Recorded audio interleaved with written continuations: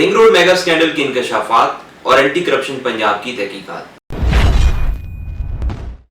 Hi, this is Shahzeb from legal marketing. आज हम बात करेंगे रिंग रोड मेगा स्कैंडल पे, जिसने पूरे पाकिस्तान की रियल एस्टेट इंडस्ट्री को हिला कर रख दिया। रिंग रोड मेगा स्कैंडल का केस 22 मई को एंटी करप्शन पंजाब के हवाले कर दिया गया। उसके बाद 22 मई से लेकर 13 जुलाई तक एंटी करप्शन पंजाब ने इसके ऊपर तहकीकात की। इन तहकीकात में 100 हुकूमती, सियासी और समाजी शख्सियात का इंटरव्यू लिया गया।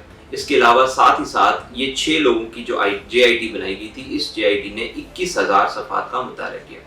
और इस तमाम तर कार्रवाई के बाद, तमाम तर तहकीकात के बाद जो तहकीकात सामने लाएंगी 13 जुलाई की तारीख को, वो हम आपके सामने पेश करते हैं। एंटी करप्शन पंजाब की तहकीकात के मुताबिक रिंग रोड की कुल लंबाई तो बढ़ाई ही गई, लेकिन इसके साथ साथ बहुत सारी हाउसिंग सोसाइटीज को फायदा पहुंचाने के लिए बहुत सारे इंटरचेंजेस ऐसे थे जो कि गैर जरूरी तौर पर बनाए गए।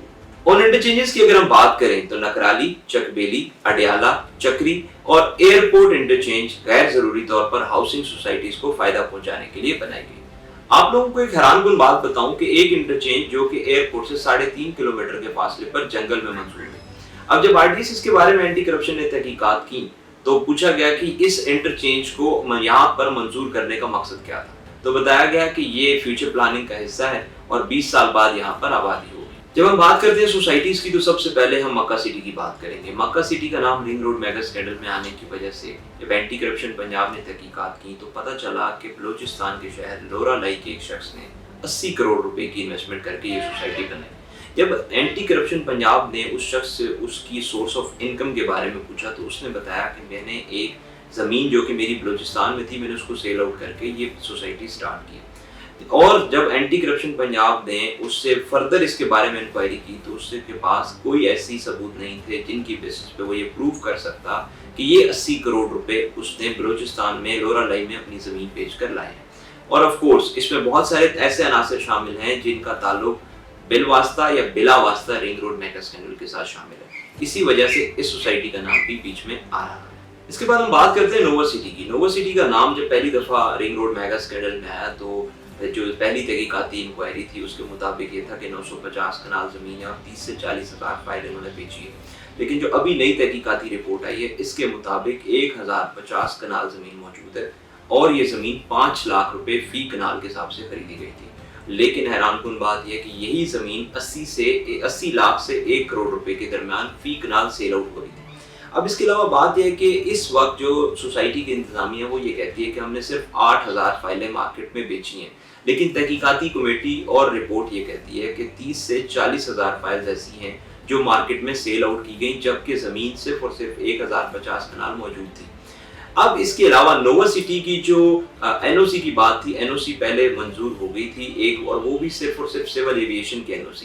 इसके अलावा बाकी तमाम तर NOC जो थी उस सोसाइटी के पास नहीं थी और सोसाइटी इस स्टेज के ऊपर प्लॉट सेल करने की मजाज नहीं थी, लेकिन सोसाइटी ने प्लॉट सेल किए। अब हम बात करते हैं दिलाइफ रेजिडेंशिया के बारे में। दिलाइफ रेजिडेंशिया के लिए एक शख्स ने 139 कनाल जमीन 45 लाख रुपए फी कनाल के हिसाब से खरीदी, जो कि इसका रेट इतना ज्यादा नहीं था। लेकिन ये जमीन एक वफाकी वजीर जो हमारे इस वक्त मौजूद हैं उनसे खरीदी गई और ये एक लीगल डील थी। इसमें वफाकी वजीर का कसूर इसलिए नहीं था कि वो जमीन उनकी 1985 से उन्होंने ली हुई थी और इस शख्स ने दिलाइफ रेजिडेंशिया के लिए खरीदी थी। जब इस शख्स के बारे में तहकीकात की गई कि क्या इस शख्स का कोई ताल्लुक है दिलाइफ रेजिडेंशिया के साथ, तो पता चला कि ना ही ये डायरेक्टर है और ना ही ये कोई ऑनर है। तो बाद में पता चला कि इस शख्स ने आखिर ये जमीन क्यों खरीदी। यस, इसी शख्स ने रिसेंटली जुलाई 2021 के अंदर अपनी नई एयरलाइन लॉन्च की है और उस एयरलाइन का जो लाइसेंस है उसको जुलाई 2021 में मौसूल हुआ और मिला है। एंटी करप्शन पंजाब ने इन नताइज से ये नतीजा अखज़ किया कि इस शख्स और वफाकी वजीर के दरमियान होने वाली डील का दिलाइफ रेजिडेंशिया के साथ कोई खास गठजोड़ है। एंटी करप्शन पंजाब ने वज़ीर-ए-आज़म इमरान खान साहब को ये केस 2 हिस्सों में तकसीम करने का मशवरा दिया।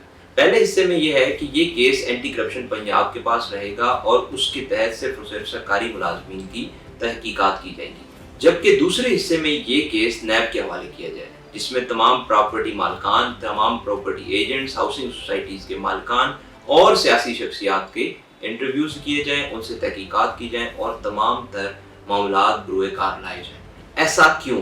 یہ کیس نیب کے حوالے کیوں کیا جائے؟ میں آپ کو بتاتا چلوں کہ اینٹی کرپشن پنجاب کی اپنی لیمیٹیشنز ہیں. اینٹی کرپشن پنجاب جو ہے وہ کسی سیاسی شخصیت کی تحقیقات نہیں کر سکتی، اس کے ریکارڈز نہیں نکال سکتی، اس کے بینک اکاؤنٹس نہیں چیک کر سکتی.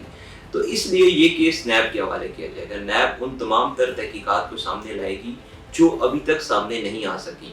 ابھی اینٹی کرپشن پنجاب کے مطابق جو ان کی تحقیقات ہیں اس کے مطابق تمام سیاسی شخصیات بری الذمہ ہو چکی ہیں کیونکہ ان کی تحقیقات ہوئی ہی نہیں ہے. اسی لیے جو دوسرا پہلو ہے اس کیس کا وہ بہت اہمیت کا حامل ہے. علاوہ ازیں اینٹی کرپشن پنجاب نے وزیراعظم عمران خان صاحب سے یہ سفارش بھی کی کہ وہ تمام پراپرٹی ایجنٹس اور ہاؤسنگ سوسائٹیز کے مالکان جنہوں نے غریب عوام کے خون پسینے کی کمائی ہوئی دولت کو لوٹا اور رنگ روڈ کو کیش کیا، ان تمام لوگوں کے ذاتی اثاثات اور تمام طرح اثاثات سیل آؤٹ کر کے غریب عوام کا پیسہ ان کو واپس دلوایا جائے.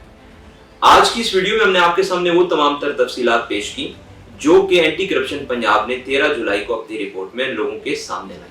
اب میں آپ کو بتاؤں کہ اس قلیل ویڈیو میں ہم بہت سارے نام، بہت ساری سوسائٹیز کے بارے میں ڈسکس نہیں کر سکے، لیکن آپ تمام لوگوں سے ریکویسٹ ہے کہ جب بھی انویسٹمنٹ کیا کریں آنکھیں کھول کے کیا کریں، اپنے سامنے تمام حقائق کو رکھا کریں اور تب جا کر کسی بھی پروجیکٹ میں انویسٹمنٹ کیا کریں، کیونکہ آپ کے خون پسینے کی کمائی آپ کا اور آپ کے بچوں کا مستقبل ہے.